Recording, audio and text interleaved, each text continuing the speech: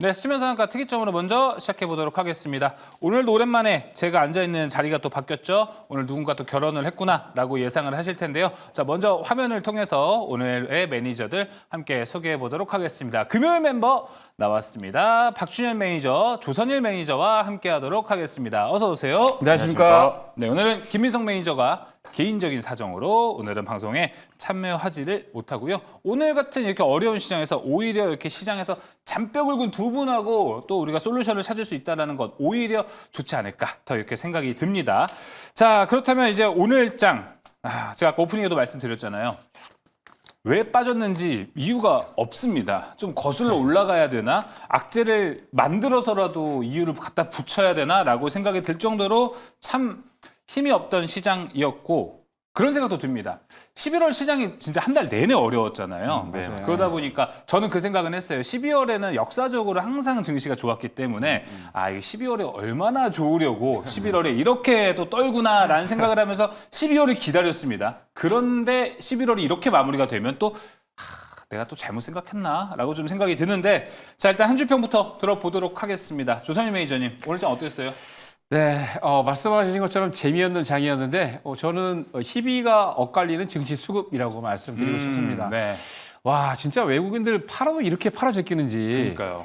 아까 말씀하신 것처럼 작년에도 사실은 원래 9월 달에 조금 반등이 나왔다가 10월 달에 증시가 안 좋았죠. 폭락했다가 11월 달에 반등이 좋아서 상당히 장이 좋았었는데 이번에도 저도 한 금년에 이슈가 이제 끝났기 때문에 이제 11월 여러분 잘 아시겠습니다. 5일이죠. 미국 대선이 끝났기 때문에 이제 본격적으로 긍정적인 랠리가 오겠지라고 했는데 와, 이게 빼도 너무하네요. 제가 오늘 장 끝나고 공개 방송을 했습니다.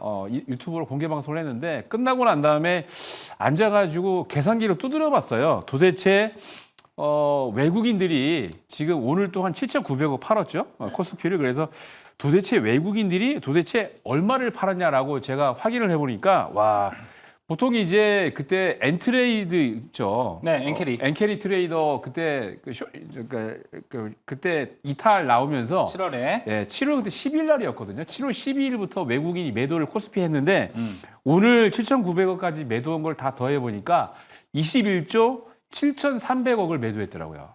와, 어마어마합니다. 그래서 지금 수급이 저는 그래요, 사실. 이따가도 이제 첫 번째 주제에서 말씀을 드릴 겁니다만 이 수급이 사실은 이게 외국인들이 팔았다고 해서 다 빠져나가는 게 아닙니다. 그거를 달러로 바꿔가지고 미국이나 본국으로 바꿔간다? 그렇지 않습니다. 보통 일반적으로 전 세계 우리나라는 또 이머징 마켓으로 아직 분류가 돼 있기 때문에 뭐 당연히 중국이나 뭐 다른 국가들하고 비교가 되겠지만은 그 국가에 투자하고 있는 돈이 어느 정도 할당이 돼 있는 거기 때문에 21조 7,300억을 매도했습니다만 분명히 12월이나 1월 달부터는 그 돈으로 엄청나게 많이 살 것 같아요. 근데 이때 저는 이제 장이 폭락 올 때 오히려 더 가슴이 떨리면서 에너지가 충전이 되는데 왜냐? 기회가 오니까. 그래서 여러분들 절대로 포기하지 마시고요. 외국인들이 21조 갖고 있는 이 돈을 어떤 종목 사는지 여러분들 계속 모니터링 하시기 바랍니다. 외국인의 수급을 현재 좀 트래킹하는 게 좋다. 외국인이 계속해서 팔고는 있지만 그럼에도 불구하고 우리 시장에서 사간다라는 거는 의미가 있는 종목이다. 맞습니다. 우리가 이렇게 좀 생각을 해볼 수 있을 것 같아요. 네. 자, 이어서 박준희 매니저님, 오늘 장 한 줄 평 한번 들어볼게요. 네, 오늘장 한 줄 평. 저는 이제 모든 지표는 과한 매도를 가리키고 네. 있는데라고 말씀을 좀 저 드렸습니다. 점점점이 참 많은 걸 내포하고 있는 것 같아요. 네, 맞습니다. 지금 이제 과매도라는 이야기는 뭐냐면 네. 매도가 나왔는데 너무 과하다라는 이야기입니다. 여러분들도 뭐 아시다시피 뭐 각종 기술적 지표라는 게 있습니다. 그쵸. 뭐 RSI라든가 뭐 CCI 지표라든가 여러 가지 지표들이 있는데 모든 거 공식을 다 대입해봐도 지금 우리나라 시장은 이렇게까지 과매도 구간이 나올 그런 부분들도 아니다라고 좀 말씀을 좀 드리도록 하고요. 아까 우리 조선일 매니저님이 이야기하셨다시피 지금은 좋은 종목을 저렴하게 살 수 있는 기회다라고 생각하시면 될 것 같아요. 그리고 단기적으로 지금 이제 원달러 환율 자체가 지금 1,400원대에서 1,500원대 사이로 왔다 갔다 하고 있기 때문에 아마 이제 이 외국인들은요, 이 환차손을 되게 예민하게 생각하거든요. 근데 제가 예전에도 한번 그런 말씀 드린 적이 있습니다. 그러니까 어느 정도 환율이 올라서 고점 부근에서 이제 머무르는 고정 구간이 나오면 그때부터는 환차 이익을 노리는 외국인들도 우리나라로 들어온다라고 제가 말씀을 드렸습니다. 이제 거의 다 온 것 같습니다. 거의 다 온 것 같기 때문에 우리 시장 지금 현재로 봤을 때는 뭐 크게 지금 우리 시장이 이만큼 조정받을 이유가 저는 없다라고 봅니다. 오늘 양시장 합쳐가지고 코스피, 코스닥 하락 종목 수가 2,000개 정도 됐습니다. 이렇게까지 떨어질 악재가 없었어요. 그렇다고 보면은 우리 앵커님도 아까 말씀하셨다시피 저는 우리 앵커님이 비둘기파적인 생각을 갖고 계신 것 같습니다. 그래서 네. 주식은요, 예. 비관론적으로 매파적인 분이 돈을 못 벌어요. 아, 그럼요. 주식은요 비둘기파적이고 긍정적인 마인드, 큰 그림 그리시는 분들 있죠. 그런 분들이 돈을 많이 벌어요. 분명히 보세요. 자, 지금 2024년도 12월이죠. 앞으로 뭐 몇 개월 후에 아니면 뭐 6개월 후에 1년 후에 보세요. 아, 그때 2024년 12월 1월 그때 샀어야 되는데 분명히 그런 자리가 그런 날이 올 거다. 저는 말씀을 좀 드리고 싶습니다. 다들 네. 우리 시청자 여러분들 너무 실망하실 필요 없습니다. 지금은 그냥 가만히 내 종목에 큰 악재, 큰 거래량 요것만 없으면 그냥 잘 갖고 계시면 됩니다. 알겠습니다. 또 매니저님께서 저한테도 비둘기 같다 이렇게 또 이야기를 해주셨는데 예, 증식 여건에 이런 말도 있습니다. 비관론자는 명예를 얻고 이제 긍정론자는 부를 얻는다 이런 이야기가 있는데 일단 지금 어떻게든 시장을 좀 긍정적으로 보고는 싶어요. 그래서 채팅창에는 이제 신이님께서 오늘 첫 채팅 올려주셨습니다. 아까 제가 오늘 시장 왜 이렇게 빠질까요? 이렇게 얘기했더니 경기 둔화 우려라고 이렇게 써주셨습니다.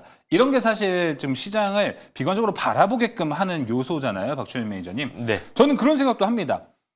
사실 경기 둔화, 어제 한국은행에서 금리를 인하하면서 이 얘기가 나왔잖아요. 경제 성장률이 내년에는 더 꺾이다 보니까 금리를 내려야 된다. 이런 메커니즘으로 간 건데 차라리 어제도 떨어졌으면은 이유라고 할까요? 경기 둔화의 우려가 오늘 시장에서 또 불거질 이유가 없지 않을까? 네, 그러니까 금리를 인하한다라는 이야기는 결국에는 시장이 그러니까 경제가 안 좋아질 것을 예상을 하고 선제적으로 이자를 낮춰가지고 시장에다가 기업에다가 돈을 푸는 것을 말합니다. 네. 금리 인하. 그거는 이제 경기가 이제 뭐 예를 들어서 안 좋아질 것을 예상하고 선제적으로 대응을 한다라고 하는데 이거는 보통 책에서 나오는 거고요. 지금은 그렇지 않다라고 저는 생각을 합니다. 지금 금리 인하는 그동안 많이 올렸던 그런 부분도 코로나 이후에 지금 금리 인하 우리 지금 시작한 지가 얼마 안 됐습니다. 미국도 마찬가지고요. 그런 부분들이 있기 때문에 지금은 금리 인하 자체가 예전의 성격과는 틀리다. 라는 말씀을 좀 드리고 싶고 오히려 금리 인하 그래 그러면 거기에 관련된 뭐 수혜주를 한번 찾아볼까 업종을 찾아볼까 우리는 주식하는 사람들이에요. 거기에 맞춰서 그래서 지금 뭐 미국의 지금 미국과 중국의 이제 관세 전쟁이 지금 붙을랑 말랑 막 지금 막 좀 부싯돌처럼 막 불꽃이 막 튀고 있죠. 그런 부분들. 그러니까 우리 주식시장 다시 한번 말씀드릴게요. 우리 주식시장에는요 제일 안 좋은 게 뭐냐면 불확실성이에요. 될까 안 될까 이렇게 하면 어떻게 되지 저렇게 하면 어떻게 되지 막 걱정 근심이 있거든요. 이럴 때는 지금 없어요. 주식이 별로 안 좋아요. 네. 그러니까 뭐든지 간에 확실하게 뭐 금리 완전히 때렸다. 뭐 중국에서 뭐 어떻게 받아쳤다. 뭐 딱 나오면 오히려 그게 저는 악재 소멸로 저는 여겨집니다. 그렇기 때문에 여러분들 너무 걱정하지 마시고 지금 좋은 기업들 저렴한 자리에 있는 종목들 잘 맞습니다. 지켜보시면 네. 저는 분명히 이번 시장 저는 기회라고 생각을 합니다. 네, 좀 발상의 전환이 필요할 것 같습니다. 악재가 나왔다. 시장에 계속해서 악재를 주는 것보다는 악재 소멸로도 우리가 인식할 필요가 충분히 좀 있는 것 같습니다. 자, 그래서 오늘 또 한 주가 마무리가 됐고 금요일 11월 시장도 마무리가 됐습니다. 아까 제가 말씀드렸는데 저는 12월 시장을 긍정적으로 생각을 하고 있었어요. 얼마나 좋으려면 이럴까라고 생각을 했는데 오늘 보니까 힘들 수도 있겠다라고 좀 생각이 듭니다. 주선희 매니저님, 네. 솔직하게 12월도 좀 힘들 것 같으신가요? 어떠세요? 힘들 거는 같은데 이제 반짝하고 그러니까 말씀을 아까도 드렸는데요. 네. 기본적으로 이제 외국인들이 아까 한 1조 넘게 22조 원 가까이 매도를 했는데 분명히 외국인들이 지금 한 달, 두 달 넘게 계속 사고 있는 종목들이 있습니다. 네. 그러니까 전반적으로 봤을 때 지수는 빨리 갈 거라고 생각을 안고 있는데 굉장히 매수를 많이 하고 있는 종목들이 새로운 주도주가 될 것 같아요. 그러니까 저는 이런 때일수록 여러분 적극적으로 주식을 하셔야 됩니다. 근데 이상한 종목, 사실 뭐 상한가 급등도 많이 나오는데 그런 종목보다는 외국인들 기관 수급이 쌍끌이 매수로 해서 들어오는 종목들을 보셔야 돼요. 왜냐하면 예전에도 그랬습니다. 2021년도, 2000 그때 2001년도죠. 그때도 그렇고 2009년도 때도 그런 이슈가 있었는데 사실 이게 손바뀜이 일어나고 있는 거예요. 외국인들은 원래는 여러분 잘 아시겠습니다만 포트폴리오를 윈도우 드레싱이라고 그러죠. 예. 10월, 11월, 12월 달 한 두 달, 세 달 동안 내년도에 잘 갈 종목들을 미리 준비를 하는데 이 금년 같은 경우는 7월 달에 먼저 했거든요. 7월 12일부터 아까 말씀드렸던 대로 7월 12일부터 계속 매도를 하고 있습니다. 윈도우 드레싱이 한 5개월, 6개월 정도 빨리 왔다라고 생각하시면 되는데 현금을 만들어가지고 도망가는 게 아니에요. 절대로. 다만 앞으로 내년이죠. 내년 12월 달 내년에 굉장히 잘 갈 종목을 여기서 체리피킹. 그러니까 여러분들 뭐 잘 아시겠지만 그 미국에서도 그죠?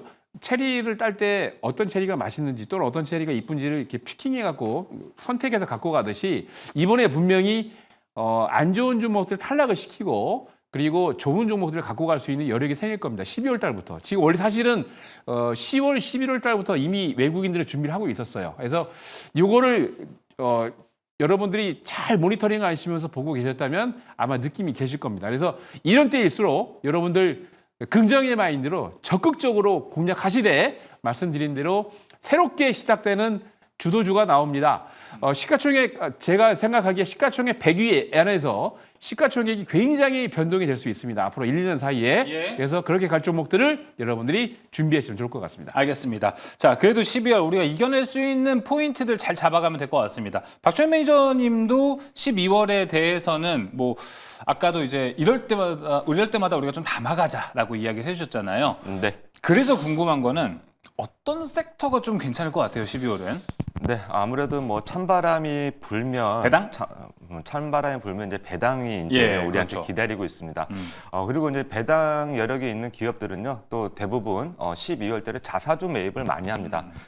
그래서 미국 같은 경우는 지금 보통 자기 자본 대비 뭐 20-30% 이상 자사주 매입을 하는 경우가 많은데 지금도 지금 소식이 좀 나오고 있습니다. 우리나라 기업들도 자사주 매입 소식은 나오고 있는데 왜?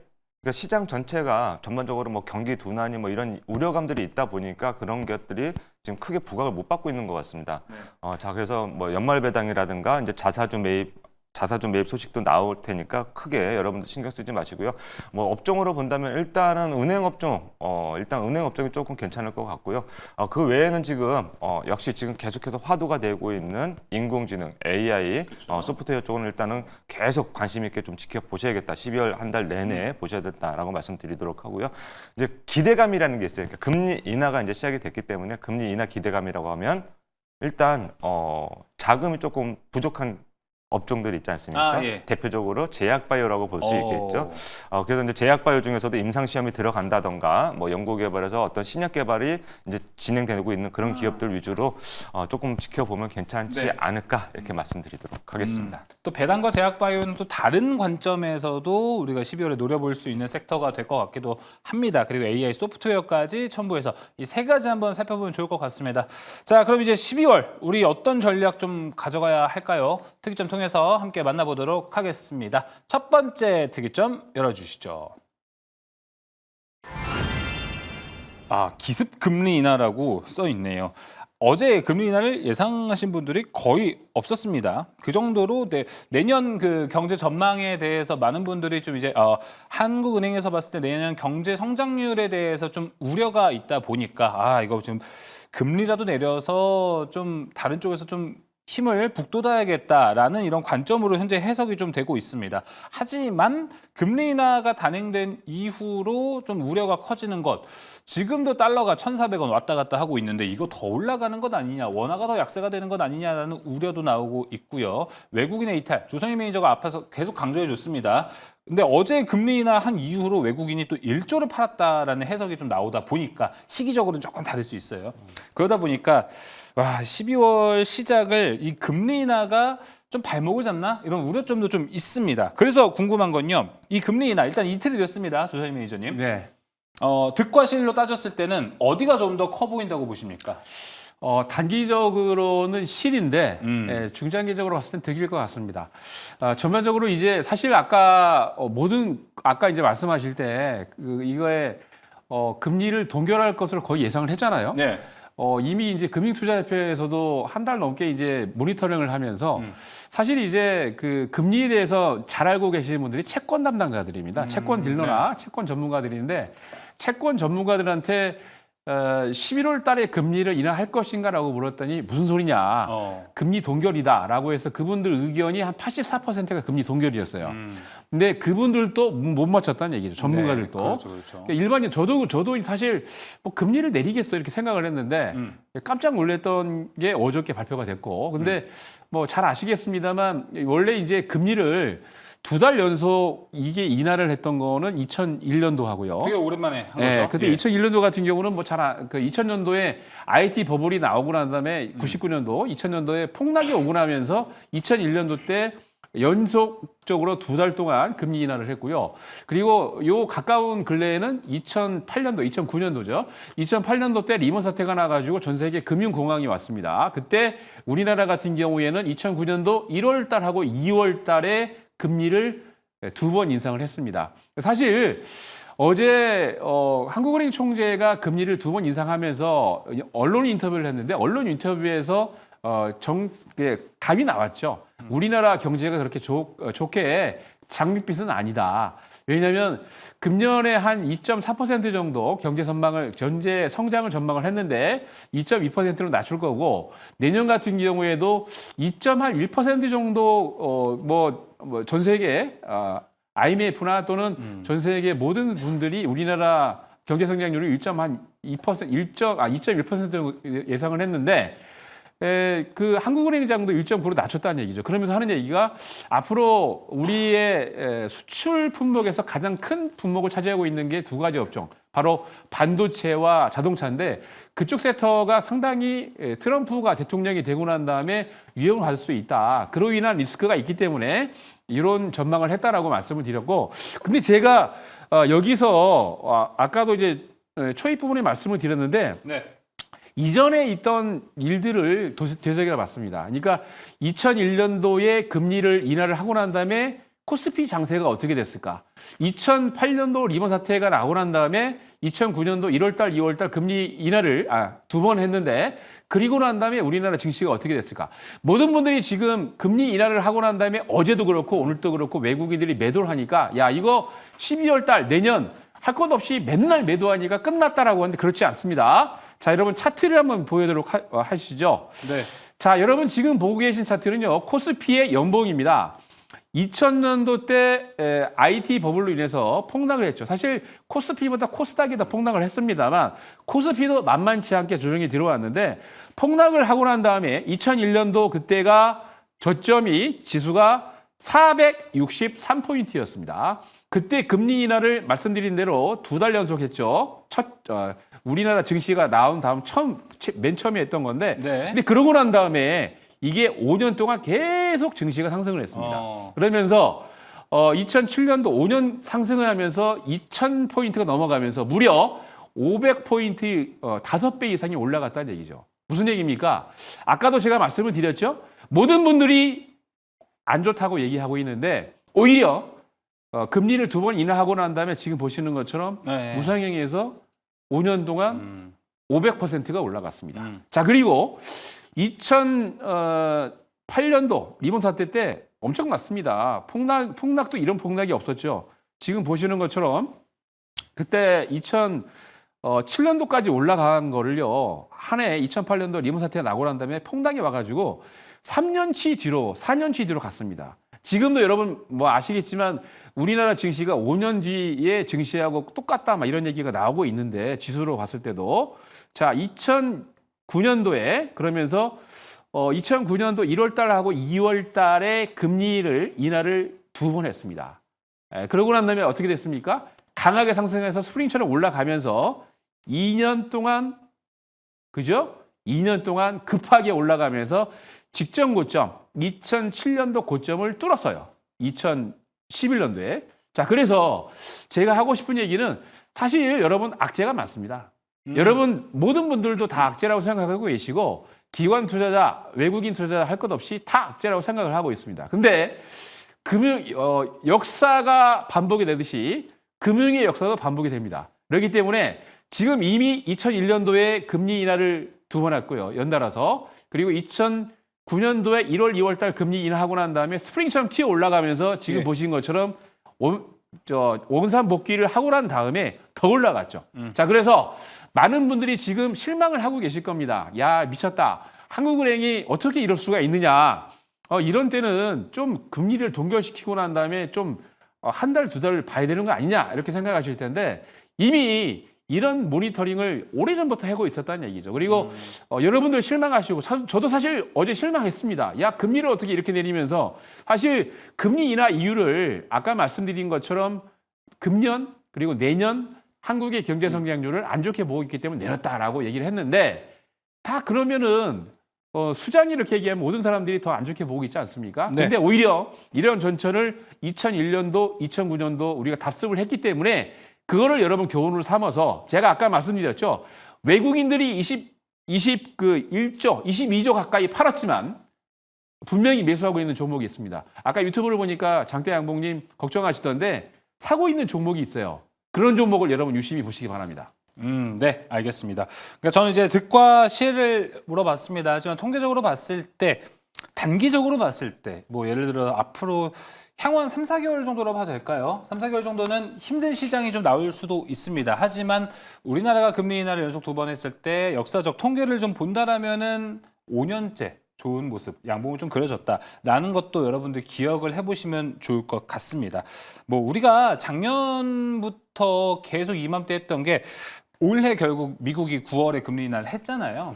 근데 그거 하기 전에 금리 인하 왜 이렇게 안 할까 이런 얘기를 되게 많이 했었는데 그때 항상 했던 얘기가 미국의 금리 인하를 빨리 한다라는 거는 정말 빨리 한다라는 건 이거는 경기 침체를 인정하는 거다라는 것도 해석이 되기 때문에 그때 시장에 단기적인 임팩트가 엄청 강하게 오거든요. 맞아요. 그거에 대한 우려인 건데 우리도 지금 그럼 그렇게 좀 해석을 해야 되나라고도 지금 생각이 들거든요. 뭐 워낙 경제가 힘드니까 금리를 내렸습니다. 이렇게 하면은 우리도 진짜 한 3, 4개월은 좀 힘든 시장을 지켜봐야 되나 이런 생각이 들기도 합니다. 박준현 매니저님. 저는 조금 이제 다른 의견인데 네. 지금 저는 우리 그동안 금리를 올렸던 이유가 뭐냐면은 코로나 이후에 인플레이션을 잡기 위해서 금리를 올렸습니다. 미국도 마찬가지입니다. 네. 그렇기 때문에 지금 우리나라도 마찬가지. 우리나라 그러니까 제 입장에서 봤을 때는 투자자 입장이라든가 증권 애널리스트 입장에서 봤을 때는 미국의 금리만 보고 살았습니다. 네. 소비자 물가 지수, 그렇죠. 특히 CPI가 뭐 올랐니 내렸니. 그게 지금 CPI 소비자 물가 지수가 잡혀야지 뭐 금리를 내릴 수 있다 이런 이야기도 한참 많이 했지 않습니까? 이제는 그 얘기 싹 사그러들었죠. 그리고 금리 인하라는 거는 경제가 안 좋게 보기 때문에 선제적으로 조치를 하는 건데 지금의 금리 인하는 저는 조금 틀리다라는 것을 좀 말씀드리고 싶습니다. 지금은 이제 코로나로 인해서 그동안 가파르게 올라왔던 금리이기 때문에 지금은 어느 정도 내려도 저는 경기 침체 그리고 주가 미국에 얼마 전에 봤던 뉴스였는데요. 미국의 그 S&P 500 기업들 있지 않습니까? 예. 우량 기업들을 다 모아놓은 S&P 500 지수가요. 거기에 들어가 있는 기업들 주가라든가 기업 이익을 딱 보면은요. PBR이 지금 거의 뭐 1배 수준. 그러면 거의 적정 주가라는 이야기가 나오고 있습니다. 그렇기 때문에 그만큼 뭐 우려할 만큼의 우리가 뭔가 뭐 미국 경제가 무너진다, 뭐 한다, 이렇게 우리 경제가 안 좋아진다, 뭐 지금 성장률이 적다. 성장률은 1년에 3번인가 4번인가 발표하는 걸로 알고 있는데 그거 나올 때마다 바뀌어요. 어쩔 때는 2.2, 어쩔 때는 1.9 매일 바뀌어요. 뭐 특별한 뭐가 잠깐 변수가 끼면 1.9로 떨어졌다가 잠깐 또 그 변수가 없어지면 또 그 다음 분기에는 2.2로 또 나옵니다. 그러니까 너무 거기에 그 매크로 같은 거에 너무 신경 쓰지 마시고요. 결국엔 주식은 저는 항상 늘 이야기합니다. 우리가 이 모든 것을 이야기하고 환율이니 뭐 금리 이런 걸 이야기하는 거는 어떤 업종에 어떤 종목에 투자를 할까를 찾기 위한 부분이다라고 저는 생각을 해요. 그러니까 어떤 업종이든 뭐 어떤 종목이든 어떤 실적을 갖고 있던 기대감이든 간에 결국엔 주식 투자는 저렴한 시세를 사는 거다라는 걸 여러분들께 말씀드리고 싶습니다. 아무리 좋은 주식이라도 뭐 예를 들면은 뭐 지금 뭐 예를 들어서 10,000원짜리인데 이 주식은 10만 원 가도 할 말 없는 주식이야. 뭐 매출이나 뭐 네. 매출도 몇 조 원, 영업이익도 몇 천억 나오는 기업이기 때문에 얘는 지금 10,000원짜리인데 10만 원 가도 할 말 없는 주식이야. 근데 정말로 만 원짜리가 10만 원에 갔습니다. 근데 앞으로 더 좋아진대. 업황이 더 좋아진대. 근데 단기간에 10배 오른 주식을 어떻게 삽니까? 그렇죠. 못 산단 말이죠. 그렇기 때문에 시세, 저렴한 시세, 그러니까 좋은 기업인데 시장에서 조금 약간 인정 안 해주고, 그다음에 조금 이제 저평가 10만 원 가도 할 말 없는 종목인데 지금 5천 원대에 있는 종목 있지 않습니까? 그쵸. 그런 종목들 지금부터 대신에 여러분들 한 방에 다 살 생각하지 마세요. 네. 분할로 차근차근 모아간다면은 크게 낭패 볼 일은 없다. 예. 저는 이렇게 말씀드리고 싶습니다. 알겠습니다. 좋은 기업과 좋은 주식은 다르다라고 하잖아요. 지금 좋은 주식들이 많이 좀 생기고 있는 추세다. 이렇게 좀 해석을 해보면 좋을 것 같습니다. 말 나온 김에 뭐 금리 인하가 되면은 뭐 그 종목이 대세를 타서 올라갈 겁니다. 근데 언젠가는 금리 인하 수혜주라고 이 꼬리표 하나 붙여서 나중에 이 종목 오늘 왜 올랐지? 금리 인하에서 올랐대라고 하면서 어떤 종목들이 나올 거예요. 그런 종목들 좀 매니저님들 어디를 좀 생각하는지 궁금한데 조선희 매니저님. 네. 여기서 종목 한번 압축해 볼까요? 저는 이제 통신도 지금 사실은 여러분들이 안 보시는 업종들이 무지 많이 올랐습니다. 통신 업종도 무겁잖아요. 근데 거기는 금리 인하랑 좀 무관하잖아요. 근데 그게 뭐냐면 보수적으로 이제 금리 인하를 하면 보통 디펜스를 하고 있는 왜냐면 이제 증시가 안 좋을 때 금리 인하하고도 상관없을 수 있긴 한데 예. 보통 이제 업종적으로 봤을 때도 통신 업종 같은 경우는 디펜스 하거든요. 그러니까 사실 여러분들 SK텔레콤이나 KT, 특히 KT 보세요. 차트 한번 보여드릴까요? 자, 보세요. 어차피 제가 갖고 놓은 건 이 KT는 아닌데, 왜냐면 여러분들이 많이, 야, 큰일 났다 하고 계시니까, 제가 이제 장을 보시라고 하시는 거예요. 보세요. 예. 여러분, 그동안 여러분들이 뭐, 방송에 나와가지고 많이 떠들고 있는 종목들 많이 거래해 보셨을 거예요. 근데 보세요. KT는 소리 소문 없이 올라갔습니다. 제가 이거를요, 1년 전, 2년 전에 추천할 때 욕 엄청 먹었어요. 앞으로 지수 방어할 수 있는 게 KT다라고 했는데 그때는 막 3만 원대였는데 추천하니까 올라가다 떨어지고 그러면서 하는 얘기가 야 조선일 너는 올라가지도 않은 종목 뭐 올라가 추천해야 돼. 그때 제가 말씀드린 게 그냥 중장기로 갖고 가세요라고 말했는데 보세요 여러분 KT는요 무식하게 지금 올라가고 있습니다. 근데 지금은 잘 모르겠어요. 외국인들 좀 팔고 있는데 기관들이 계속 사고 있죠. 이런 업종들이 지수 디펜스를 하고 있는 겁니다 지금. 근데 제가 오늘 여러분들이 관심 가지라 하는 말씀드리고 싶은 거는 또 네이버예요. 네이버는 이미 그죠? 여러분들 다른 결로 확 가는군요. 그렇죠. 이제 왜냐면 이제 이게 네. 금리 인하를 하면서 수혜를 직접적으로 받는 거는 이게 AI 쪽에서도 대장 종목이죠. 이전에 그때 한 16만 원인가 17만 원대 한 달 전이죠. 넘게 이때 이쪽 우리 방송 시간대에 시청자분이 질문하셔가지고 19만 원은 돌파할 것 같은데 20만 원대 매물대가 많다. 20만 원 돌파하면 좋다라고 그랬는데 벌써 이미 20만 원을 돌파해버렸어요. 자, 근데 여러분 보세요. 많은 분들이 항상 보면은 야, 장이 안 좋은데 도대체 대한민국에서 뭐를 사냐라고 하는데 여러분들이 그러고 있는 동안에요. 자, 보세요. 방송 끊긴 거 아닙니다. 방송 끊긴 거 아닙니다. 지금 제가 뭐를 이거 보세요, 여러분. 여러분들이 야, 대한민국은 도대체 살 주식이 없다라고 하는 동안에 외국인들은요, 23조 원을 매도를 하고 이런 종목들을 지금 보세요, 지금. 10월 28일부터 꾸준하게, 어떤 때는 매도도 많이 하긴 했습니다만, 꾸준하게 사고 가니까 기관이, 얘네들 왜 사지? 라고 늦게 좀 들어오더라고요. 그래요? 그래서 이게 외국인들이 계속 샀습니다, 계속. 한 열흘 사다가 하루 정도 매도했다가 열흘 사고 또 매도하고 그렇긴 해요. 근데 그 뒤로는 계속 사고 있죠. 기관은 사는 건지 파는 건지 좀 무서우니까 샀다 팔았다 하고 있는데 그렇게 해서 지금 보니까 차트가 이렇게 올라간 거예요. 그러니까 아셨죠? 기관과 외국인이 동시 매수하고 있는 코스피에 있는 시가총액 100등, 200등 안에 있는 종목을 검색해 보세요. 그러면 답이 나옵니다. 알겠습니다. 네이버 최근에 주가도 20만 원 돌파하면서 좋은 모습 계속 보여주고 있습니다. 금리 인하 수혜주 그리고 AI 대장으로도 거듭나고 있습니다. 네이버 들어봤고요. 이어서 박주현 매니저님 어떤 종목 뭐 금리 인하 수혜가 될 수 있는 거 뭐가 있을까요?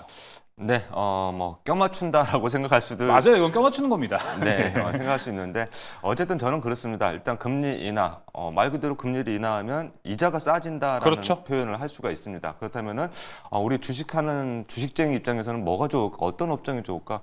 제일 돈이 많이 필요한데 뭐 건설 업종도 있겠지만 일단 제약바이오가 보통 보면 임상 시험 들어가거나 이렇게 되면은 돈이 많이 들어갑니다. 그리고 특히 임상 3상 들어가면은요 10년 가까이 걸리기 때문에 임상 3상만 놓고 거기 그 임상 3상이 정말로 돈이 많이 들어가요. 그러니까 돈이 없어서 솔직히 말씀드리면은 돈이 없어가지고 기술 수출도 하는 기업들도 있어요. 그걸 못 해가지고 돈이 없어가지고. 그래서 이제 저리로 돈을 많이 빌려 쓸 수 있다고 하면은 괜찮지 않을까라고 해서 저는 제약바이오 쪽을 한번 좀 지켜보자. 그 중에서도 일단 대장주 역할을 할 수 있는 셀트리온이다 이렇게 말씀을 좀 드리고 싶습니다. 셀트리온도 지금 보시게 되면은 이제 뭐 지금 뭐 먹는 생물학적 체계, 뭐 항체, 약물 적합체 등 신약 개발 기업으로 지금 도약 중이다. 우리 셀트리온 하면 보통 바이오 시밀러, 그러니까 복제약을 만든다라고 생각을 하시는데 이제는 신약 개발 사업으로 좀 도약 중이다. 저는 이렇게 말씀을 좀 드리고 싶고요. 파이프라인도 지금 다수를 보유하고 있습니다. 그래서 여기 뭐 다 말씀을 좀 드릴 수 없는데 뭐 휴미라, 스텔라, 뭐 일상 들어가고 뭐 등등등 많이 있거든요. 근데 저는 여기에 팩트를 좀 두기보다는 이미 이런 부분들은 시장 뉴스에 많이 나와 있기 때문에 차트를 한번 보면서 말씀을 드리도록 하겠습니다. 예. 자, 셀트리온 지금 30만 원짜리, 30만 원대까지 37만 원이 가장 많이 올라왔습니다. 이때 근데 코로나 때였죠. 코로나 이후에 지금 어마어마하게 많은 상승을 하고 그 다음에 어떻게 됐습니까? 지금 가격대가 18만 원인데 최근에 15만 원대에서 계속해서 버텨주고 있는 흐름들이 나옵니다. 자, 차트를 조금 더 줄여보겠습니다. 차트를 조금 더 줄여서 보게 되면 요번 11월 달에 잠깐 한번 이탈은 했지만 유자리에 이탈은 했지만 계속해서 바닥을 다져주는 흐름이다. 이렇게 말씀을 좀 드리도록 하고요. 자, 마지막 여기 하나만 더 말씀드리도록 할게요. 예. 여기 이 실적을 보게 되면은요. 자, 2019년도 1조 1천억 매출이 지금 내년, 그러니까 올해는 벌써 지금 3조 4천억 정도가 지금 나오고 있고요. 내년에 찍힐 매출이 지금 4조 5천억, 그 다음에 내후년 2026년도에 찍힐 매출이 지금 5조 4천억으로 예상이 컨센서스가 나오고 있습니다. 자, 그렇다면 제가 아까 말씀드렸다시피 뭡니까? 좋은 기업 지금 저렴한 시세에 있을 때 모아두면 큰 탈이 없을 것이다 라는 말씀 예. 드렸다시피 이렇게 너무 뭐 저렴한 종목들, 그러니까 저렴하다, 그러니까 가벼운 종목들 말고요. 아까 우리 조선일 매니저님도 말씀하셨지만 조금 무거운 종목 쪽으로 해서 천천히 갈 수 있는 그런 종목들 위주로 특히 제약바이오에서도 담아놓으면 이 외에도 제약바이오도 담아놓을 종목들 많이 있으니까 참고해서 보시면 좋겠다 이렇게 말씀드리도록 하겠습니다. 네, 두 분은 그래도 좀 무게가 있는 종목, 좀 하락장이 와도 어느 정도 버틸 수 있는 힘이 있는 종목들로 좀 얘기를 했습니다. 저희가 이제 이 시간에 아시죠? 한번 결혼이 있으면은 저도 여기서 종목을 한번 툭툭 섹터에 맞춰 던지긴 하는데 전 여기서 좀 요새 좀 괜찮게 보고 금리 인하가 된다면 좀 좋게 보는 게 나노팀입니다. 자, 여기가 나노팀이 이제 게필러를 만드는 회사잖아요. 얼마 전에 상한가 갔던 종목 어제 갔습니다. 예. 네. 그래서 이참에 좀 더 좋지 않을까. 오늘도 좀 강세였어요. 이 게필러가 액상형 방열 소재인데 이게 이제 스페이스 X에 어제 유상 샘플을 보냈다라는 소식으로 상한가를 갔습니다. 네. 근데 이제 이 게필러가 배터리 모듈하고 배터리 이제 팩 하단부에 이렇게 도포가 되는 거라고 보시면 됩니다. 그래서 여기서 기기에서 발생하는 열을 이 도포되는 방열 소재가 외부로 방출되는 걸 좀 막아주는 거라고 보시면 되는데 이제 우주항공도 들어가고요. 2차 전지 비롯한 완성차에도 좀 들어간다라고 우리가 보면은 성장주 섹터에서 궤를 같이 할 것 같고 이미 좀 기술력은 인정을 좀 받고 있는 분위기입니다. 여기서 금리 인하가 되면은 나노팀 입장에서는 캐파를 좀 늘릴 수 있지 않을까? 캐파를 늘려서 뭔가 P와 Q도 함께 늘려갈 수 있는 분위기가 형성이 되면은 지금보다도 조금 더 수익이 커지고 실적도 좋아지는 기업이 되지 않을까 생각해서 금리 인하 수혜는 이쪽 한번 나노팀을 생각해 보면 좋을 것 같습니다. 훈수 한번 들어보겠습니다. 조선일 매니저님. 네. 훈수. 훈수. 근데 이제 이렇게 금리 인하나 특히 이제 아까 말씀드린 대로 크게 네. 그 증시가 조정을 할 때는 나노팀도 좋지만 네. 나노팀도 안 좋을 좋지만 때는 또 안 좋을 때는 역시 무거운 종목 중에 그렇죠. 대장을 고르셔야 돼요. 그러니까 이거는 뭐냐면 경험을 아직 우리 앵커님 10년 이상 투자 안 하셨죠?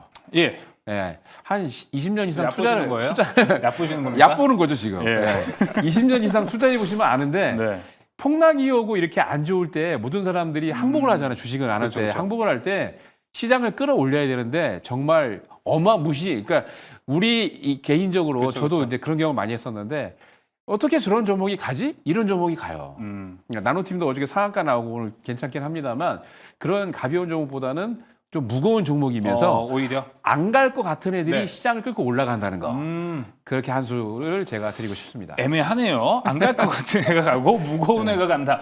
이 두 개는 좀 상충되는 것 같기도 하고 한번 이야기 들어볼게요. 박주현 매니저님 훈수 한번 주시죠. 네, 나노팀 예전에 제가 한번 방송에서 추천했던 종목인데 맞아요. 예, 네, 나노팀이 근데 그때 전기차 화재 방지 관련주로도 묶여 있는 종목입니다. 그러니까 2차 전지해서 뭐 전반적으로 기술력이나 이런 부분을 봤을 때는 뭐 뛰어난 기업이다. 저도 이렇게 알고 있습니다. 예. 그리고 지금 상한가가 나왔다라고는 하지만 잠깐 차트 한번 보면서 말씀드릴게요. 잠시만요. 그러니까요. 제 컴퓨터는 못 보거든요, 차트를. 예. 거래량 보세요. 그리고 지금 근데 지금 우리 앵커님은 약간 이 매사기가 조금 보여요. 제가 원래 급등주 전문가였거든요. 근데 지금 우리 앵커님 보면은 이렇게 끼가 있고 연속성 있는 종목들을 좋아하시는 것 같아요. 네. 지금 이제 39,000원짜리, 그러니까 작년에 39,000원짜리가 지금 이렇게 상한가가 나왔음에도 불구하고 9,000원이면요 3분의 1 토막 나 있는 자리입니다. 자, 여러분들이 이제 요 윗부분에 보면 여기에 지금 거래가 터지고 윗꼬리가 많죠. 네. 그러니까 제가 만약에 이 종목 추천하지 않습니까? 이 자리에서 네. 만약 추천하면은 1차 목표가가 저는 14,000원이에요. 와, 몇 여기- 퍼센트입니까 이게? 예, 여기가 지금 이렇게 여기가 다 매물이 여기 위에 있다라는 이야기고 여기는 매물이 없다라는 이야기입니다. 그 때문에 올라가면 얘는 상한가가 나오는 끼가 있는 종목, 그러니까 상한가가 나오는 종목, 한 번 오를 때 20% 이상 오를 수 있는 종목을 저는 끼가 있다라고 이야기드리거든요. 그러니까 금방 간다 이 말이죠. 네. 그래서 이제 목표가를 1차 목표가가 한 14,000원까지도 바라볼 수 있는 종목이다. 그래서 대신에 딱 요것만 지키시면 돼요, 우리 시청자 여러분들. 내가 진짜 뭐 나노팀 진짜 아침에 딱 HTS 열었는데 네. 막 올랑말랑 막 거래량 붙으면서 2~3%에서 뭐 또 3~4%, 또 4~5% 막 가가지고 그러면 그때 되면요 이미 매수창 열려 있을 거예요. 아마 매수창 열려가지고 클릭하려고 지금 손 이렇게 대고 있을 거예요. 그러다가 이런 마음이 생길 거예요. 와, 지금 안 사면 더 올라갈 것 같은데? 이런 마음으로 사지만 않으시면 돼요. 차분히 내가 만약에 나노팀을 1,000주를 살 거다. 그러면은 오늘 한 200주 사고 또 내일 또 어느 정도 조금 올랐거나 내렸거나 네. 하게 되면 조금 한 200주 사고 이런 식으로 분할 매수한다면은 네. 저는 충분히 나노팀도 좋은 종목이다. 오. 끼 있고 연속성 있는 종목이기 때문에 네. 앵커님 예. 아니 갑자기 근데 나노팀 딱 하시길래 예. 저는 괜찮은 것 같아요. 나쁘지 알겠습니다. 않을 것 같습니다. 예. 채팅창에도 지금 하얗게 불태웠다님께서 강하나님 야수의 심장을 가지셨네요 라고도 올려주셨고 복만이 마니님께서도 낄낄낄 성호하나 파이팅 이렇게도 올려주셨습니다. 더 당황스러운 건 사실 저는 좀 가치까지 봤거든요. 가치 투자였습니다. 근데 옆에서 예. 이제 끼가 있다 이런 얘기를 하니까 잘못 받았구나. 좋은 종목이 저렴해 있는 상태예요. 지금 어떻게 보면. 저는 가치 투자 느낌으로 이런 시나리오 좋지 않습니까라는 건데 끼가 있는 아니 종목이다. 앵커님 근데 가치 투자의 의미가 뭐예요? 가치를 보고 투자하는 게 가치 투자 아닙니까? 지금 이거는 좋은 시세에 나왔다. 이게 가치가 아니고 성장성 아닌가요? 가치는 아직은 없죠. 가치가 있다는 거는 네. 기본적으로 매출과 영업이익이 되고 유보율이 많아야 되는데 그건 없잖아요. 한 가지 말씀, 스몰캡 가치 투자라고 보시면 됩니다. 이해를 못하겠습니다. 네. 시총은 또 이제 1,000억 원대이기 때문에 좀 성장성을 바라본다. 그쪽도 가치 투자다. 이렇게 보면 될 것 같고 가치 투자에 대해서 워낙에 또 주관적으로도 또 해석을 할 수 있는 거니까 웃자고 얘기한 건데 이렇게 또 달려들으시면은 제가 할 말이 없습니다. 조세희 매니저님. 아니 저는 근데 왜냐면 헷갈리시면 안 되니까 시청자분들이 가치 투자는 원래 저희 또 시청자분들께서는 네. 또 워낙 똑똑하셔가지고 네. 제가 조크한 걸로 충분히 이해를 하실 겁니다. 이거를 네. 글쎄요. 네. 예, 자. 저는 그렇게 보고 있습니다. 예. 다음 두 번째 특이점으로 넘어가 보도록 하겠습니다. 자, 두 번째 특이점 열어주시죠. 자, 그리고 이번 주 그리고 최근에 AI 소프트웨어가 심상치 않게 좀 움직이고 있습니다. 계속해서 올라가고 있는 종목들도 많아지고 오히려 좀 많아지고 있습니다. 그 섹터의 넓이 자체도. 확실히 요즘 하드웨어가 약하다 보니까 이제 AI를 보려면은 AI가 어차피 가는 미래다 보니 소프트웨어를 보기는 봐야 되겠구나라고 생각을 하는 건데 자, 그러면 박준현 매니저님 지금 소프트웨어가 워낙 요즘 좋습니다. 그 최근에 이 급등의 이유는 뭐라고 보시나요? 그 정부에서 밀어주는 이슈 이런 것도 있다고 보세요? 뭐 그런 부분들도 뭐 우리 정부에서도 지금 AI에 관련돼서 지금 많이 밀어주고 있죠. 네. 그리고 지금 여러분들도 지금 인터넷에서 한번 인공지능 검색해 보십시오. 뭐 인공지능 뭐 교과서부터 시작해가지고 뭐 각 지역별로 무슨 단지를 만든다 등등등 어마어마하게 지금 많이 올라오고 있습니다. 근데 가장 중요한 부분은 뭐냐면요.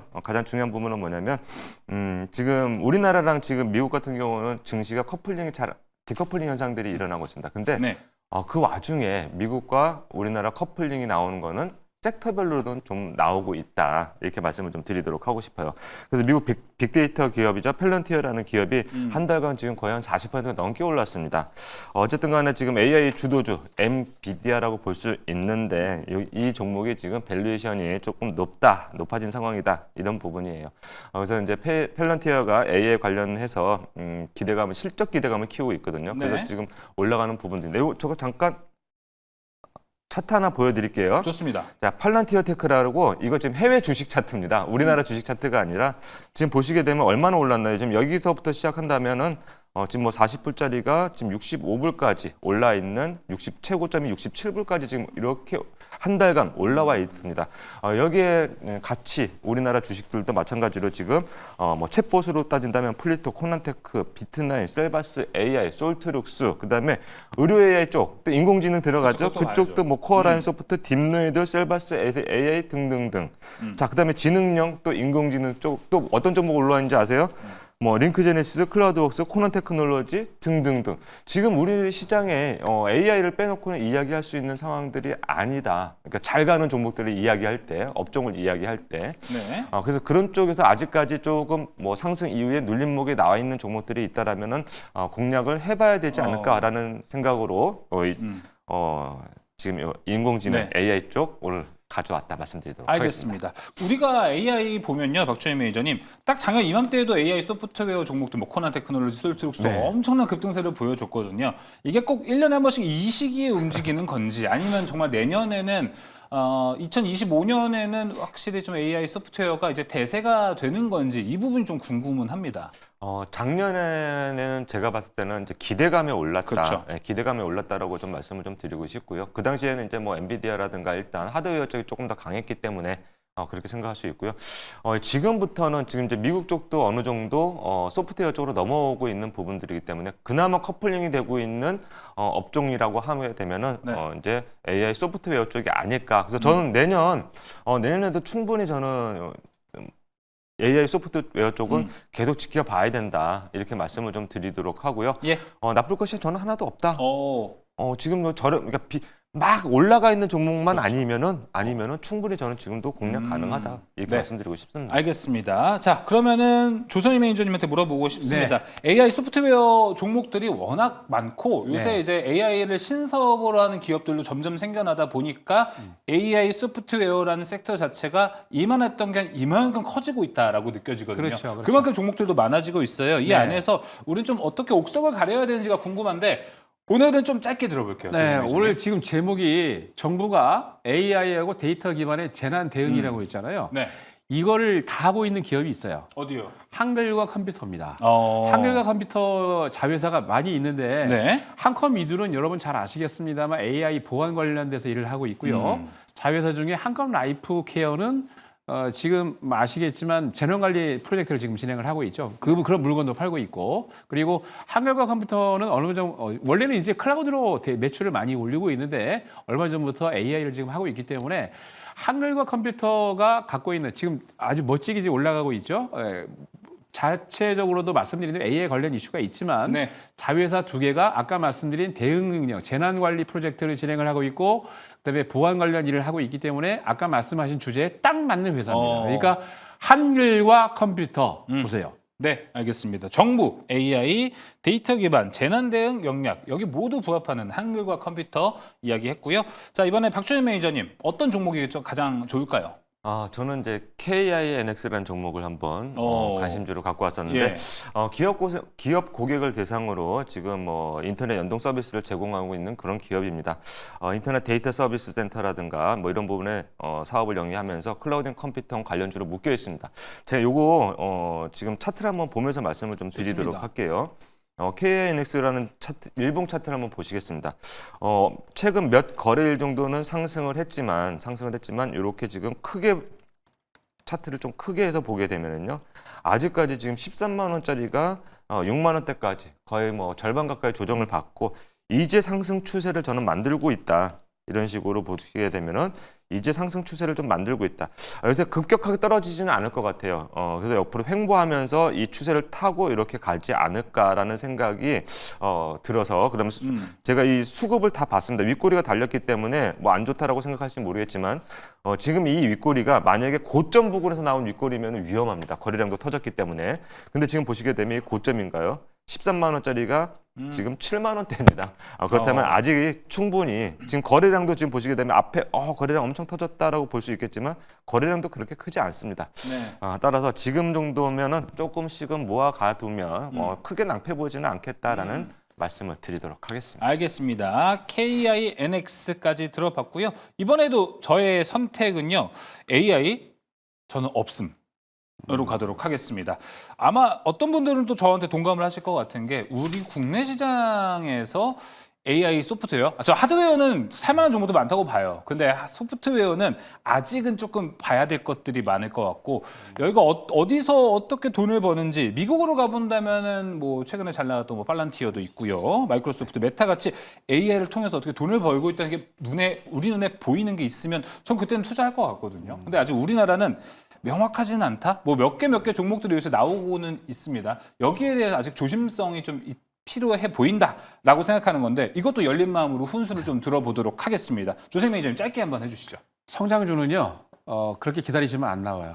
지금 저도 그래서 항상 성장주를 그러니까 못 이게 쳐요. 사실 이게 AI가 성장 섹터이다 보니까 그렇죠. 성장주는 팔짱 끼고 기다리다 시간 지나가 버려요. 맞아요.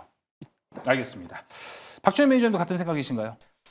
저는 뭐 그렇지 않고요. 일단은 저는 차트가 좋아야 된다라고 봐요. 차트가 좋으면은 이슈도 붙고 업황도 붙고 실적도 붙어요. 그러니까 이슈가 좋고 실적이 좋고 기대감이 좋기 때문에 차트가 좋게 만들어진다라고 해서 여러분들 생각하셔야 됩니다. 예. 이슈도 좋고 기업도 좋고 실적도 좋은데 차트가 망가졌다? 그거는 우리가 모르는 내부적인 무언가가 있는 거다. 저는 그렇게 생각합니다. 근데 대체적으로 지금 보면 돌려 세워주는 차트들이 많기 때문에 저는 충분히 늦지 않다 이렇게 말씀드리고 싶습니다. 네, 알겠습니다. 자, 차트가 일단 더 중요한 포인트가 될 수 있습니다. 이 부분도 잘 참고해 보시면 좋을 것 같고 박준현 매니저의 의견이었고요. 조선희 매니저는 성장주 기다리고 있으면 안 된다라고 또 이야기를 했습니다. 자, 그럼 이제 세 번째 특이점으로 바로 넘어가 보도록 하겠습니다. 세 번째 특이점 열어주시죠. 네, 오늘도 계속해서 이제 미국의 중국 때리기 이슈가 나오고 있습니다. 반도체에 대해서 계속해서 좀 압박을 가하니까 이럴 때 꼭 중국에서는 이제 히토류 카드를 들고 또 압박을 한다라는 이야기가 있습니다. 그러다 보니까 히토류 이슈들을 지금 시장에서 계속 좀 봐야 되나 좀 생각이 들어요. 박준현 매니저님. 안 그래도 우리가 지난 2주 전에도 우리가 이 이야기를 했습니다. 그때 박준현 매니저님 주제로 갖고 와서 그때 이제 티플렉스가 종가가 2,920원대 괜찮다, 탑픽이다라고 이야기했는데 오늘 장 시작과 동시에 급등한 현상이 좀 나와서 그때 매수했다면 좋은 포인트가 좀 됐었겠구나 이렇게 좀 생각이 듭니다. 다시 좀 오늘 좀 저점을 내려오기는 했는데요. 계속해서 우리 티플렉스 갈까요? 아니면 좀 다른 쪽을 바라보는 게 좋을까요 이번엔? 종목들이 많이 있으니까요. 네. 오늘은 노바텍이라는 종목을 한번 노바텍. 골라봤습니다. 어쨌든 지금 히토류 이 싸움 자체가 그러니까 중국과 미국에 지금 이제 으르렁대고 있지 않습니까? 네. 근데 중국 자체에서는 일단은 가장 기본적으로 무기를 내세울 만한 부분들이 저는 히토류밖에 없다라고 생각하고요. 왜 이렇게 생각을 하면 저는 주식쟁이거든요. 네. 근데 예전에도 그랬단 말이에요. 2018년도에도 지금 트럼프 행정부가 1기 때 그때도 지금 중국이랑 같이 통상마찰 2018년도 되게 유명했지 않습니까? 그때 막 진짜 우리 뭐 트럼프 대통령 트위터 보고 살았잖아요. 뭐 SNS 막 이런 거 보고 살았단 말이죠. 어쨌든 간에 지금 그렇게 또 그런 현상이 일어난다면 가장 노멀하게 생각하시면 됩니다. 우리 시청자 여러분들 어렵게 생각하지 마세요. 뭐 관세 전쟁 나면 업종이 뭐 이렇게 생각하지 마시고요. 예전 흐름을 딱 갖고 와서 그럼 그때 히토류였지. 그럼 지금도 히토류밖에 없어. 그리고 트럼프 대통령이 많이 당선이 돼서 지금 취임식을 한다면 제일 먼저 뭘 할까? 우리나라한테는 그렇게 생각하면 남북 경협 이제 그 정도만 생각하시면 돼요. 그러니까 너무 어렵게 생각하지 말자라는 말씀 다시 한번 드리도록 하고요. 네. 자, 노바텍이라는 종목도 한번 일단 차트를 한번 보면서 잠깐 말씀을 드릴까요? 탑픽 종목으로 오늘 봐주신 거죠, 노바텍? 네. 예. 자, 노바텍이라는 종목을 이렇게 보시게 되면 이 종목도 역시 저는 항상 늘 말씀드리는 게 좋은 종목들 저렴한 자리에 있을 때 보자. 자, 39,000원짜리였던 종목이 지금 13,000원대까지 10,000원대까지 조정을 받았습니다. 그러면서 지금 최근에 이렇게 지금 거래량들이 붙고 있습니다. 거래가 좀 붙고 있다라는 이야기는 뭐냐면 이제 하락 추세를 마감하고 상승 추세로 돌려 세우는 초입 구간이지 않을까. 그래서 만약에 이 아이가 지금부터 움직인다면 이런 상승 추세, 뭐 잠깐 여기서 한번 이탈했다가 올라갈 수도 있습니다. 그래서 이런 추세만 좀 타고 가준다라면은 나쁠 것이 없다. 지금부터라도. 그다음에 이 아이도 지금 보시면은요, 자 여기에 지금 거래가 거의 없죠. 이렇게 흘러내릴 때 거래가 없었다라는 이야기. 그리고 여기에 윗골이 달린 거래량이 붙어 있는 자리가 있습니다. 그렇다면은 여기에 지금 매물이 많이 쌓여 있다. 그럼 13,000원대인데 2만 원 이상의 매물이 쌓여 있다. 그러면 1차 목표가로 이 정도 수익이면 주당 뭐 한 5,000~6,000원 정도면은 나쁘지 않을 것 같다라고 그렇군요. 저는 생각을 합니다. 그래서 뭐 트럼프 당선자가 이제 하고 나면 본격적인 행보가 나올 거예요. 그렇죠. 그 전까지 기대감이 있기 때문에 지금 모아가는 것이 저는 충분히 좋은 매수 타점이다. 네. 이렇게 말씀드리도록 하겠습니다. 네, 또 마침 저점에 있어서 모아가는 데 있어서 그렇게 부담이 있지는 않다라고 좀 생각이 듭니다. 자, 이번에 조선희 매니저님, 우리가 뭐 히토류를 본다라면은 어떤 종목을 좀 보는 게 좋겠습니까? 앞서 이제 박주현 매니저님은 저점에서 부담 없는 종목을 소개했는데 네. 조선희 매니저님 생각은 어떠세요? 대표적으로 이제 히토류 관련 이슈가 나오면 이게 히토류 관련 이슈는 계속 나올 것 같아요. 왜냐하면 이제 그 미국이 이번에도 뭐 관세 얘기를 했는데 그렇죠. 1월 20일 날 트럼프가 대통령으로 취임을 하면 가장 먼저 할 게 중국 관세 때리기부터 할 것 같은데, 그러면은 뭐 중국 쪽에서는 이번에 중국에서는 상당히 트럼프 일기 때는 뭐 상당히 이제 무역 마찰을 줄이기 위해서 대화로 풀려고 그랬는데, 이번에는 시진핑 정권에서는 굉장히 준비를 많이 하고 있는 것 같아요. 그래서 어차피 관련된 이슈는 계속 나올 것 같은데, 그때마다 얘기가 되는 게 이제 관련 종목 중에 많이 올라가는 게 사마전자입니다. 예, 사마전자 같은 경우는 이제 페라이트 코어라고 해서 차사 사진을 좀 보여드릴까요? 페라이트 코어가 이제 이런 거죠, 이런 거. 요 사진을 좀 보여주시죠. 여기 보면 이제 이렇게 전자기에 들어간 요 동글동글한 거 있죠. 네. 이게 원래 이제 뭐냐면 보통 전자기를 쓰고 있는 전자제품들이 다 고주파에 이게 부딪히면은 노이즈가 발생하거든요. 그러니까 잡음이 나가지고 막 화면이 찌그러든다든지 아니면 앞에 나와 있는 데이터들이 다 안 가는데 그걸 잡아주는 게 페라이트 코어입니다. 근데 이걸 만드는 회사인데 여기에 들어가는 게 이제 원자재 관련해 가지고 아까 말씀드린 히토류나 그런 것들이 들어가니까 가장 핫하게 나오는 게 말씀드린 이 사마전자입니다. 근데 오늘 또 보통 보니까 차트를 좀 보면은요. 네. 오늘 또 지금 보면은 급등을 했다가 오늘은 좀 팔고 나간 것 같아요. 근데 차트를 한번 보여주시죠. 보면은 급하게 급등 나올 때 여러분 공략을 하지 마시고 지금 보면은 한 2,700원 정도 오면 딱 좋을 것 같아요. 너무 급하게 급등할 때 쫓아가면 꼭 물립니다. 요거는 오늘 보니까 팔고 나갔어요. 팔고 나갔는데 2,700원 정도 와서 그 2,700원 밑으로 눌림목을 주면은 괜찮을 것 같아요. 그러니까 요거는 제가 봤을 때는 뭐 금년이 아니고 내년부터 본격적으로 시작이 되니까 급하게 하지 마시고 기다리세요. 그냥 팔짱 끼 기다리고 있다가 2,700원 밑으로 오면 조금 보고 있다가 많이 사지 마시고 한 전체 투자 금액의 한 1 내지 3% 정도만 보시면 좋을 것 같습니다. 네, 알겠습니다. 자, 이렇게 히토류까지 이야기를 해봤습니다. 삼화전자까지 이야기 들어봤고요. 자, 세 가지 특이점에 대한 이야기 모두 마무리를 해보도록 하겠습니다. 이 외에도 사실 이제 매니저님들 오늘은 되게 항상 그렇지만 특이점이 한정적인 주제로 준비가 되어 있어요. 그러다 보니까 더 많은 이야기를 못하는 건 좀 아쉬울 때가 되게 많은데 박준일 매니저님 어디 가면 조금 더 많은 정보를 얻을 수 있을까요? 네, 네이버 밴드에 박준영 검색하고 들어오시면 되고요. 일단 여러분들에게 차트를 여러분들 눈에 차트를 발라드리도록 하겠습니다. 지금 거의 뭐 하루에 한 2~3개 이상, 3~4개 이상의 차트를 올려드리고 있거든요. 그걸 여러분들이 보셔야 돼요. 그러니까 주가가 우상향하는 종목은 어떤 특징을 가지고 우상향하는지 그 특징만 잡아내면은 우리는 충분히 그쵸. 이게 이번 시장도 어렵지 않다라고 저는 말씀드리고 싶습니다. 네, 알겠습니다. 항상 이제 차트를 눈에 발라주는 거. 사실 내가 직접 발라먹기 어렵거든요. 누가 발라줘야 더 잘 먹을 수가 있는데 또 이런 걸 또 힘든 걸 다 해주는 박준현 매니저의 무료 방송 그리고 네이버 밴드 잘 참고해 보시면 좋을 것 같고, 자 조선희 매니저님은요? 네, 저는 네이버 밴드에서 조선일하고 검색하시면 네이버 밴드에 정보를 많이 드리고 있습니다. 특히 네. 이제 링크를 걸어서 실시간으로 여러분들이 아까 말씀드렸죠. 외국인들이 팔고 있는데 어떤 업종군이 올라가고 있는지, 그리고 여러분들이 하루에 또는 일주일 동안 어떤 관심 섹터나 어떤 종목들을 봐야 되는지 힌트를 드리고 있습니다.